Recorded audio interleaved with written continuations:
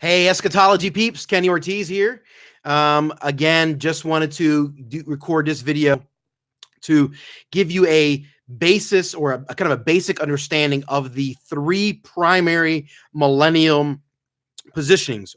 I say three primary, there's only three. There is the premillennial view, the amillennial view, and the postmillennial view. And in this video, I'm going to cover them again. And remember, there are two versions of the premillennial view, two versions of it. Okay, we're going to cover those versions in future lessons. So premillennialism, two versions of it: amillennialism, postmillennialism. So some people say there's actually four because 2, 3, 4. I like to categorize them as three. I think it's valuable to look at the pre-mill version as one position with two variations of it because they're very, very similar. And I'll explain that as the week goes on, or as the weeks go on in our course. I'll explain more of that. So I'm going to explain to you what the views are again in detail. But what I wanted to do, what I did over here was I also wrote up the four interpretations of biblical of how we interpret biblical apocalyptic literature, particularly the book of Revelation. In a previous video, I recorded the four, explaining the four of these again. Make sure you go back and watch that video. But I want to kind of just draw really quickly on the board for you here what goes with what, if that will help this make sense. So if someone is an idealist, okay, if they hold to the idealist view, what's going to most likely happen is they're going to end up being amillennial, okay? They're going to believe that the millennium is a symbol for something happening in heaven with Christ and the saints that are in heaven, awaiting the second coming of Christ. As we talk about in class, the second coming of Christ, all of those people will come to earth. So if you're an idealist, you're also going to end up being an amillennialist as well, okay, 99% of the time, because the way you interpret the book of Revelation is going to end up causing you to think about that, the book of Revelation in that way. When you get to Revelation 20, when it mentions the millennium, you're going to end up interpreting it in that manner. The historicists, okay, the historicists may be amillennial or might be postmillennial, okay? So if you're a historicist, as you're interpreting the book of Revelation, you may end up being an amillennialist or you may end up being a postmillennialist. And I'm going to explain that in future. In future classes, we're going to cover each of the views thoroughly in October and early November. So you're going to understand how, okay? Right now, you may not understand why or how. You're like, how does an idealist end up being amil? I don't know the connection. Don't worry. I promise we'll explain it, okay? Historicists can end up being amil or end up being postmill. If you're a preterist, you may also end up being amil or postmill, okay? Or you may end up with a synthesized version, kind of a hybrid version of the two. And again, we'll cover that in future lessons in class. All right. So if you're an idealist, you're going to end up being a millennialist. If you're a historicist, you're going to end up being an amillennialist or a postmillennialist. Okay, postmill. If you're a preterist, you're going to end up being amil or postmill. So basically, these three right here point to one of those two right there, amil or postmill. Okay. I'm going to redo it because it's kind of messy. Just make sure you get it. All right. So idealism typically leads to amil. Okay. The amillennial position. Historicists sometimes lead to amil, sometimes leads to postmill. All right. The preterist position is very much like the historicist position in that it leads to amil or it leads to postmill, okay? Or it leads to a synthesized hybrid version, okay? I'm going to do that all again, okay? Idealism leads to amil, okay? Historicism leads to amil or postmill, okay? Preterism, the preterist view, preterism leads to amil or postmill or the hybrid of the two. A hybrid of the two. Okay, my handwriting's atrocious. I apologize. That says hybrid, all right? So I hope that all makes sense. Futurism leads to premill. And again, you may be like, how does that happen? Right? So if you believe in futurism, it will lead you to premillennialism, always, okay? 100% of the time. These three versions, okay, point to amil or postmill. All right. This version, futurism, leads to Pre-mill. All right. Those are the things there. Okay. Now I'm going to do is I'm going to draw out, as I did in class a couple days ago, I'm going to draw out the map of each one again. I want to make sure again that you fully understand. This is really important that you get this. Okay. So again, the first advent of Christ, Jesus born, lives, dies, raises from the dead, ascends to heaven. Okay. That's called the first advent of Christ.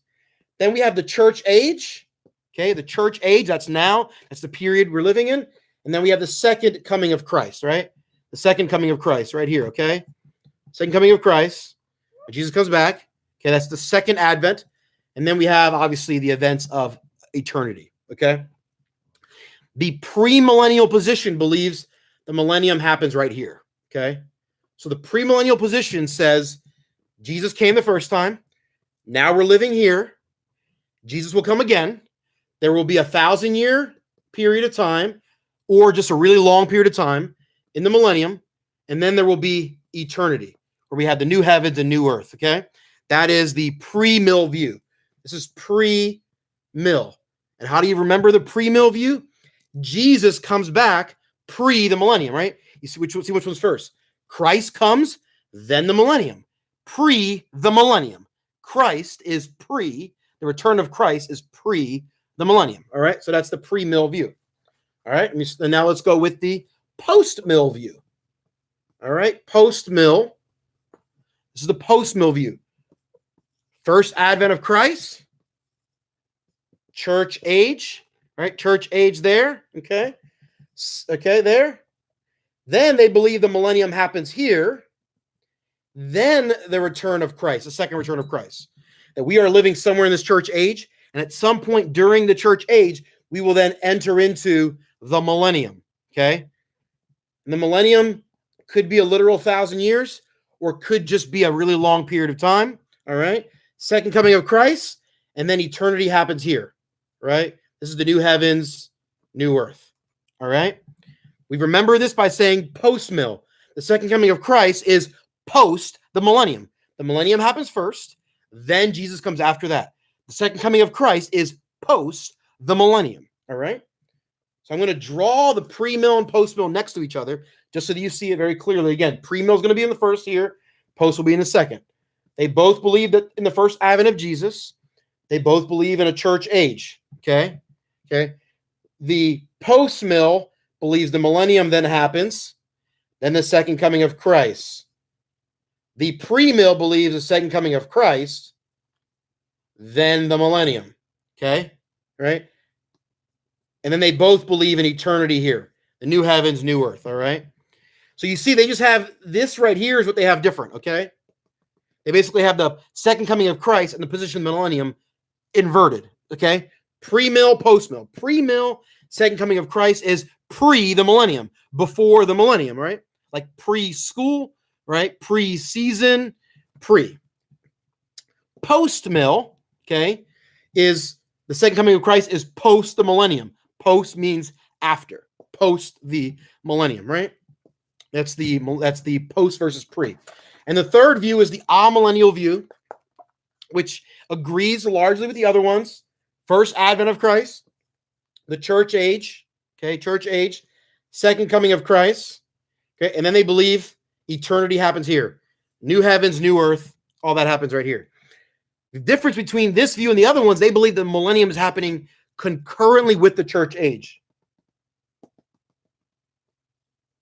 That the millennium is happening right now in heaven, okay, from the first advent of Christ until the second advent of Christ. For this extended period of time, while we are living here on heaven, when we are living here on earth, the saints in heaven are in the millennium age right now. And then when this happens right here, Jesus Christ comes back to the earth, the millennium in heaven ends, all the saints come back to earth, right? As Paul says, the dead in Christ rise first. Those of us who are alive and remain right here, okay? That's the amillennial view. And you remember that by saying the word the prefix means no. So like an atheist or an atheist, right? It means that you don't believe in theism, you don't believe in a God. So amillennium means we do not believe in. I am not an amillennialist, but say we. I'm speaking on behalf of the amil people. when the Amil person says we don't believe in a millennium, they basically mean is we don't believe in a millennium on earth. They do believe in a millennium, so the term is a little funky. They do believe in a millennium, but they do not believe in an earthly millennium. They believe that Christ is reigning in the millennium in the spiritual realm, in heaven, with all the saints that have gone before us, all the Christians and people of faith before us. They are in the millennium right now, right? They are there with Christ, and that millennium age will come to an end when Christ comes back, right? So they do believe in a millennium, but they do not believe in an earthly millennium. So again, pre-mill means Jesus will come back before the millennium. Post means he'll come back after the millennium. Amillennialism means that there is no earthly millennium, but there is a millennium happening concurrently with the church age, happening right now in heaven. Christ is reigning there with all of the saints before us. And if we die on planet Earth today, before Jesus comes back, if you die, you go to heaven. You are going to the millennium. Those are the positions of the millennium. Now, people ask, what is the millennium? I said this in class. I'll say it again. This is a very, very elementary, simple definition, but I hope it's helpful. The millennium is basically a period of time where there's a bunch of cool stuff happening. Okay, that's basically how I can put it. Revelation 20 talks about this millennial period when all these different things are taking place. Okay, if you are post-mill, right, it means you believe that Jesus will come back after the millennium. You believe that all those things in Revelation 20 will happen here on earth, and when they are done, then Jesus comes back. If you're pre-mill, you believe that all those cool things in Revelation 20 will happen after Jesus comes back. Jesus comes back, his second coming, and then the millennium happens. All those cool things takes place. If you are a millennialist, you believe, therefore, then that all the cool things in Revelation 20 are happening in heaven right now. And those are for the Christians that have already gone before us. Those are the three primary views. Now, there is two variations of pre-mill, right? So pre-mill, second coming of Christ. So they believe the millennium is going to happen here, but there's two different variations of premillennialism that believe different things that happen right before Christ returns right here. And that will be the subject of a future video explaining the differences between premillennialism, the two different variations of it. We're not going to cover it this week. We will cover it in a future video. So those are the four views of the millennium, along with the four interpretations of the book of Revelation and how they map to each other. Hope that's helpful.